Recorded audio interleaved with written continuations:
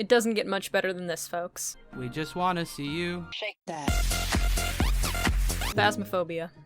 I grew up on terrible History Channel ghost hunting shows, long trips to the paranormal section of my local library, and endless early morning hours on creepy Wikipedia articles. Being a scaredy cat who ran up the stairs after turning off the basement light, ghost hunting was never in the cards for me. And though I'm not a dedicated true believer, my love for the paranormal has been a lifelong affair. It's blended with my scientific mind and academic leanings, so few things bring me more joy than categorizing the unexplained. And boy howdy, Phasmophobia lets you do just that. It was pretty obvious I was gonna go ape as soon as this game was put in front of me. And I did. I hunted countless ghosts, swore off large maps, and inflicted irreparable damage to Kyle's psyche. Most of all, though, I ruminated on the 12 ghosts and how the game portrayed them. True, they were little more than a blurb on a page and a set of behaviors, but I couldn't help cross-referencing them with what I already knew. Were there little nods to the original mythology of each apparition? Or were they totally informed by modern movies? I now present to you the metaphysical mix of fact and fiction that went into crafting Phasmophobia's ghosts. We'll look at where they came from, what they've grown into in modern day, and how that translates into video game ghost adventures. So please, kick up your feet, grab some popcorn, and relax as I spend way too much time and effort talking about spooky ghost game. Before we can get into the nitty-gritty of each ghost class, we need to set a baseline. What is a ghost? Well, ghosts are dead people. They're souls that have returned from beyond the grave to do something in the world of the living. In the case of Phasmophobia, that thing is violently murdering me. The game also provides us with a basic, level 1 ghost, the Spirit. This is an absolutely standard specter. It doesn't have any specific abilities, mostly just existing to give you a general idea of how ghosts act, which items can protect you, and the phenomena that might occur. From the Spirit, we can extrapolate Phasmophobia's definition of a ghost. It's a soul that has returned to a familiar sight from its life. It interacts with the physical world and can have a negative effect on living beings that it comes in contact with. Spirits, like all apparitions, have weaknesses like smudge sticks and crucifixes that can grant you a degree of safety while you work to discern its identity. However, certain actions, such as invoking the ghost's name, will anger the spirit, raising the chance of it lashing out. The term spirit itself is one of many umbrella terms for the paranormal. It comes from the Latin term meaning breath and refers to the intangible aspect of being. There's no specific lore that is unique to spirits, just as saying, "I saw a bird" tells you nothing about the animal in question's specific species. Getting out of the spirit zone and into some of those unique ghosts, right off the bat we have the Wraith. Now, what do you think of when you hear the word Wraith? The general consensus seems to be floating specters clad in wispy black robes. They're seen as pretty powerful and malevolent ghosts, almost always evil in nature and sometimes capable of magical abilities. Long story short, fantasy loves to use Wraiths as terrifying evil monsters. For example, in Dungeons & Dragons, a Wraith is a byproduct of a spell gone wrong, and it acts as an intelligent but intangible agent of evil. These traits clearly weave themselves into Phasmophobia, where Wraiths are said to be one of the most dangerous ghosts. Mechanically, they can even move through walls, making their hunting phases tenser and harder to survive. They also fly, which makes it more difficult to deter them with salt or fine footprint evidence. All that said, if we look at the roots of the Wraith, we find a very different story. Wraiths are a part of Celtic mythology, and for all intents and purposes, they're just standard ghosts. It's possible that people just thought the word Wraith sounded scary and described the darker details later on. While a lot of Celtic mythology has been lost to time, we do know one trait that makes the Wraith unique. It's the spirit of the recently dead or soon-to-be dead. As in, Wraiths may be specters produced by the dying, not the deceased. Overall, the mythological Wraith is a pretty standard ghost, which makes it similar to the next creep in the lineup.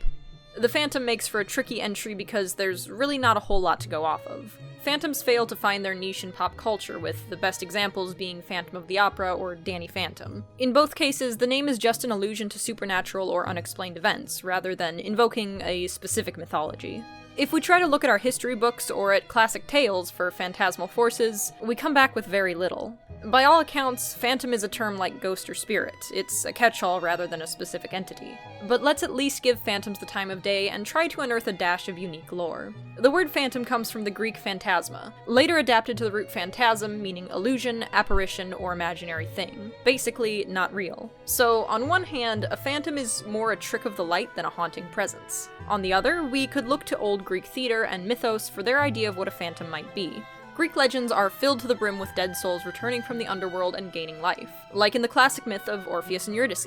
The odd thing is, returning from the dead this way didn't make you a ghost. It basically meant you were physically back, skin, bones, and all. So the idea of a returning ghost as we think of it today wasn't exactly in vogue. Phantasms and visions of the dead were often confined to the night or in dreams, where the dead could exert a bit of their will at a set time or place. So these were more willed vision than visits by entities. That's the best we can get for phantom lore. And hey, fun fact, the Greeks thought you needed a light source to see ghosts, which makes the effect camera flashes have on Phasmophobia's phantoms very ironic. The shade also comes to us from ancient Greece, though a bit less strenuously than the phantoms. Unlike Yurei, most departed souls have no desire to leave the underworld. These denizens of Tartarus are called shades. Rather than haunting shadows and slinking through suburban homes, shades are actually just vibing for the most part. They probably have no desire to even return to the mortal world, as a pretty big part of the dying process in Greek mythology was drinking a glass of forget-me-juice fresh from the river Lede. As we've already touched on, Greek conceptions of the afterlife were a little different from the fluffy clouds and pearly gates many imagine. There was this sense of nothingness. You don't meet up with past loved ones unless you're a hero. You would wander the plains of Asphodel for eternity after shedding your earthly memories. The lack of a mind was peaceful. Asphodel wasn't paradise, but it wasn't scary either. So to me it does kind of make sense that the shades in Phasmophobia are shy and reserved. Being drained of your human experience is probably going to leave you socially awkward and a bit more mild-mannered than you were in life. They really do lean into the darkness angle that the term shade implies, but in Phasmophobia, darkness is a whole mechanic, so I'm not going to mark that as too bad a sin. With the mundane spooks out of the way, now we can get into the spicy ones, the big boy ghosts, the real lore-heavy creepers. Poltergeists are absolutely fascinating, in major part because, among many, they're still seen as real-life phenomena that persists into the modern day. The most famous poltergeist may be the Hollywood version, but history is full of hauntings that were thought to be caused by these creatures. The Bell Witch, Gef the Talking Mongoose, and the Black Monk of Pontefract were just a few of the many famous poltergeist hauntings. So what is it exactly that makes poltergeist stories so scrumptiously shareable?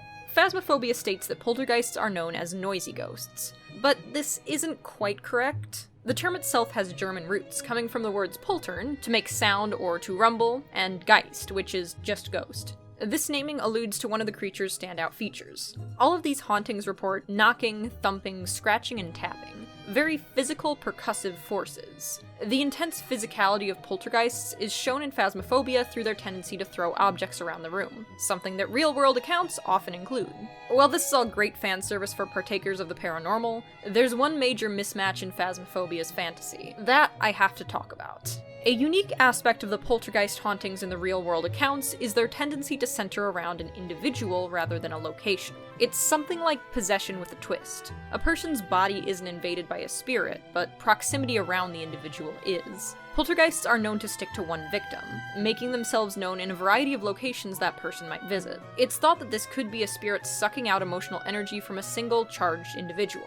This is part of why poltergeists so often seem to affect those going through hardships and strife, especially younger individuals who are dealing with the peaks in emotionality that adolescence brings. It would make sense, then, if poltergeists clung to one individual at a time in Phasmophobia. But they don't. That trait belongs to the Banshee. To me, these two are a little woven together, so you'll have to forgive me for the lack of clear-cut sections while I compare and contrast their presentation here. Like the poltergeist, banshees also hail from European folklore, but specifically the rich vein that is Irish folklore. Now, Irish culture is famous for the reverence and respect it pays to fae folk. To this day, many Irish natives don't mess around with spiritual locations and objects. The general consensus is that they know better and aren't keen on destroying their lives by pushing over the wrong rock. Banshee are one of many fae in Irish mythology, and yeah, you heard me right, Banshee aren't ghosts at all, they're fairies. Well, actually fae and fairy aren't quite the same thing, but that's a discussion for another day.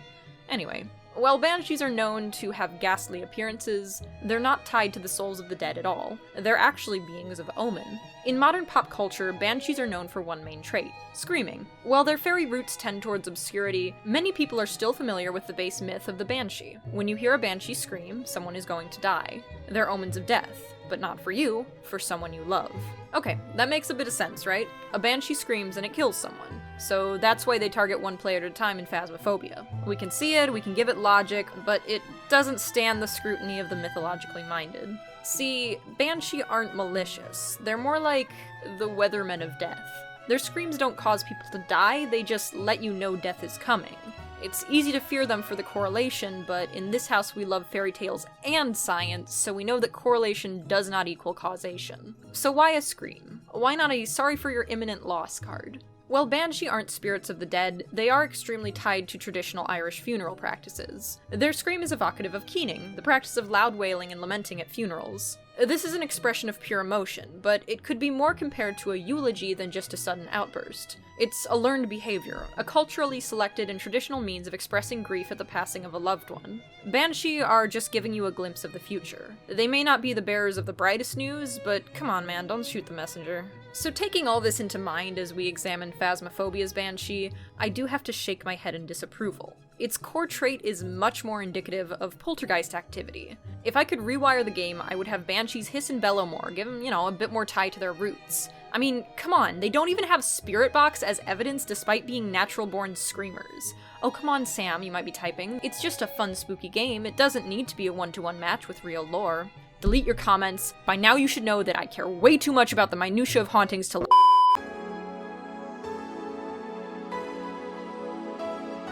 A mare is an adult female horse or other equine. In most cases, a mare is a female horse over the age of 3, and a filly is a female horse Just kidding. So nice that we're out here joking around, having a good time, and not taking ourselves too seriously.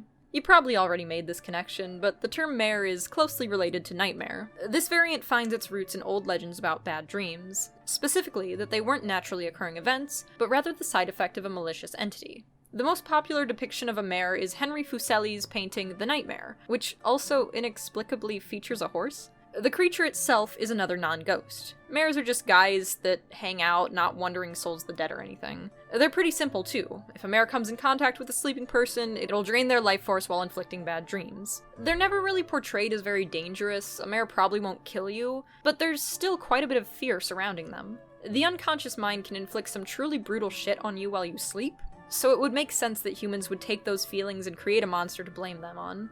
We want to think we can ward off this demon and escape that unpleasantness, you know? Accounts and description of mares are also very telling. They're generally shadowy figures that sit on the chest or hold people down. And as it turns out, this is exactly what people who suffer from sleep paralysis describe. Sleep paralysis is a phenomenon which occurs when your body wakes up before your brain does. Because part of sleeping is turning off the muscles, this can put people into a hazy, semi-conscious state in which, as the name implies, they're paralyzed. They're entirely unable to move. If that weren't bad enough, the brain sometimes attempts to explain this by inflicting auditory and visual hallucinations on itself.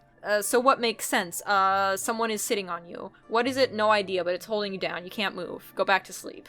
Sometimes I look at humans and I really wonder how we managed to evolve and survive so far. We are truly terrible at living. Phasmophobia is right though. Mare are the stuff of nightmares. The personifications of primordial human fear of the dark night and what might lurk in it, even if they also aren't technically ghosts. And you know what else isn't a ghost? Jinn. Jinn are not ghosts, and yet here we are. I have to say, this is a new take on what a Jinn is. Usually they're treated as wish-granting genies, or in some cases, fiery spirits that still have that genie tail thing going on. Very cool, but not quite reflective of mythology. See, Jinn is actually an umbrella term. It's like cryptid or yokai or Pokemon. It's not one specific thing at all. The term Jinn is Arabic and Islamic in origin, where it referred to natural spirits, both good and evil. Any strange being that wasn't known to man was a Jinn. Later on, the Romans would translate the word to genie and associate primarily with the Jinn that granted wishes. This is where the most common portrayal of the Jinn in modern day comes from. Hold on though. None of that is anything like the Jinn in Phasmophobia.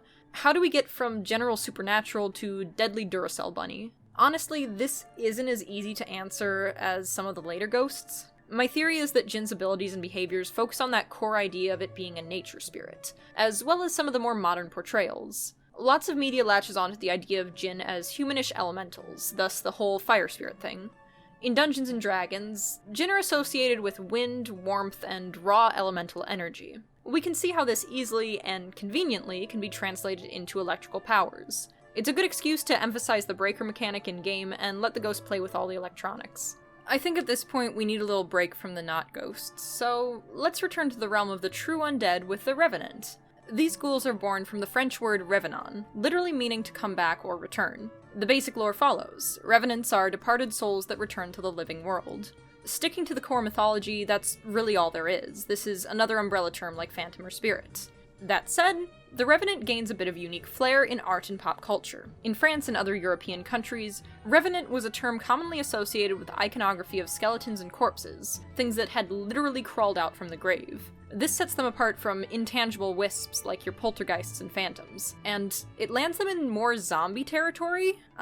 Physically speaking, zombies have their own rich lore pile. Point is, revenants are often portrayed with a greater sense of tangibility than other undead. Additionally, they're often thought of as specifically vengeful spirits. You need a pretty good reason to return from the big sleep, and what better motivator is there than hatred?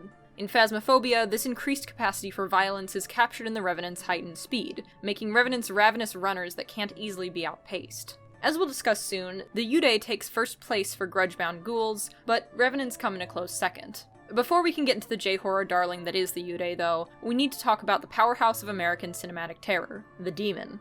Demons sit in a really unique position. They both are and aren't ghosts at the same time. The concept of a demon in modern American culture is so dense and varied that demon is practically a subcategory of paranormal phenomena in and of itself. There's a dichotomy in modern demon representations that we'll need to use to center our analysis: the physical and the incorporeal. Demons that fall on the physical side of things are dangerous monsters used more for action movies or slasher-style flicks. They're not subtle, they're a real, tangible threat. Think Hellboy. Contrast this with the incorporeal demon, which is a hidden and malicious entity. It's not out in the sewers, it's in your home or in your head, lurking in the shadows and slowly sowing chaos and fear. The incorporeal demon is great for tension and suspense. Because they're an evil energy more than a form, they're able to stay hidden from the camera and thereby the audience as they cause creepier and creepier scenes to play out. Despite the differences between the two, demon is still the given title, and that will be important in our discussion of the Oni later on, so just tuck that away for now. The question becomes, why do demons have so much variety to them? Where did it all come from? To figure this out, let's dive right into the history of the demon. At this point, it might not surprise you to hear that at conception in ancient Greece, demon, or daemon, was a catch-all term for a sect of supernatural entities. The really fascinating thing is, daemon were specifically benevolent or guardian spirits, not a lick of evil to them. However, Greece's rule eventually ended and Abrahamic religions rose. In order to concentrate power, other cultures' deities and lore were, well, demonized. Demons were shifted from protectors to destroyers, evil forces associated with devil worship. In modern day, they're closely tied to Christian ideas and portrayed as residents of hell that serve the devil. The combo of a connection to the underworld and a penchant for harassing humans is what thrust them into a ghostly role. Why shouldn't truly evil departed souls warp into demons and return to inflict harm on humanity? Honestly, the whole history of demons is fascinating, and I'd love to make a video on them. If that's something you'd like to see, just leave me a comment about it. Phasmophobia's portrayal of the modern demon checks the boxes for what Hollywood has laid out. Demons are aggressive and dangerous. They have a close association with Ouija boards and love to spit up all sorts of cursed sigils in writing. Demons are one of the easiest things to adapt into modern horror. We're already so familiar with them that we'll easily accept most of the power they're attributed due to the heavy presence they have in cinema. Our next ghost has also been fleshed out in modern movies, and they're a familiar friend of mine, the Yurei. Yurei are Japanese specters that were popularized first by Edo period kaidan and kabuki theater. Traditionally, Yurei are vengeful spirits of women who have been betrayed, abandoned, or slain in cold blood by lovers or other men of authority in their lives. Their spirits, unable to rest after such injustices, rise from the grave and take vengeance on those who have wronged them. Yurei terrorize their victims, never satiate in their quest until their target goes completely insane or dies. This translates perfectly in the Phasmophobia Yurei, which can drain your sanity far more swiftly than other ghosts. This lore begs the question, why aren't Yurei portrayed with only the feminine ghost models? Yurei were traditionally gendered, but in modern day, and even some old legends, Yurei could be any gender. The core of their stories are betrayal, sorrow, and vengeance, feelings anyone can experience. Modern-day J-horror films are full of vengeful Yurei, but now their lust for revenge can never be sated, so they tend to drift from target to target. Just being in the wrong place at the wrong time can make you a Yurei's next meal. Sadako from The Ring is probably the most popular Yurei of all time. As a girl killed by her father, she fits the bill to a T. She even inspired one of the ghost models in Phasmophobia, the one with the iconic long black hair obscuring her face that crawls around on all fours. I recently talked quite a bit about Yurei in my video on J-horror and Bloodborne, so if you want a more in-depth analysis, you should check that out, it's linked in the little card thing. The final ghost type in Phasmophobia is the Oni. Known for their intense aggression, Oni are more likely to attack players when they're in groups. Like demons, they tend to begin hunting early in the round, making them quite a threat, but also easier to identify. But here is the thing about Oni. Out of every specter and spirit we've inspected today, they're the least ghostly. In fact, Oni aren't ghosts at all. They're not dead people, or near dead people, or walking corpses, or nightmare intruders. None of it. Oni have no more to do with ghosts than bears do with chickens. Oni are a supernatural creature hailing from Japan. They're large, muscly ogres that tend to come in Dante red or Virgil blue. They carry around big clubs and don tiger pelts. Really, they're as far from the intangible, subtle terror of a haunting as you can get. So how did they end up as the last ghost type in Phasmophobia? Well, here's where that bit on demons comes in. To an English-speaking audience, the word Oni is meaningless. We aren't part of the culture that Oni hail from, so when we watch Inuyasha for the first time and see this guy, we don't really have a frame of reference for understanding what it is. So to help a foreign audience get the gist of what an Oni is, translators would often refer to them as demons. And this makes sense. Horns, claws, bad personalities, they do match up with the more physical iteration of demons. Hell, even the red skin telegraphs nicely onto our conceptions of the demonic. But when we understand an Oni only as a demon, we start to divorce it from its original traits, and we can accidentally ascribe more and more of the translation's traits onto it. I believe Phasmophobia fell into this trap. They conceptualized Oni as Japanese demons and accidentally threw in more of the immaterial, more ghostly aspects of demons into them as well. Thus we have the Phasmophobia Oni, an immaterial specter that can be seen as a demon 2.0. So what have we lost from the original Oni? What are they like in Japanese mythology? Well, Oni tend to be stock villains in fairy tales, almost like dragons in European stories. They're unbelievably difficult challenges to clear. They're big, they're bad, and they're up to something nefarious. Most of the time. Unlike dragons and other such monsters, though, Oni tend to be capable of speech and thought. Well, some thought, they do tend to trade brains for brawn. This hot-blooded nature does make it into Phasmophobia, though. An Oni would absolutely see a whole team of ghost hunters as a challenge and try to fight them all at once. I wouldn't consider the Oni's portrayal a total mistake or an absolute failure. Rather, it's a point at which we might learn some new cultural notes. In fact, most of the ghosts in Phasmophobia are. Their portrayals in-game are basic and informed mostly by popular tropes, but those tropes came from somewhere, and just a little bit of digging can end up teaching you a lot about cultures from around the world and their relationship to death and the afterlife. It's a unifying human experience, just like our tendency to mythologize that which we can't understand. At the end of the day, all that is paranormal is born from the normal, just as ghosts are born from human lives. Now that we've come to the end of our ridiculous deep dive into Phasmophobia's ghosts, I'd like to thank you for letting me yammer on this long about tangentially related concepts. I hope you enjoyed learning a bit more about the mythology that the game is based on, and that it helps you understand these types of ghosts as they're portrayed in other media. Happy hunting, and stay safe, my fellow mythology buffs.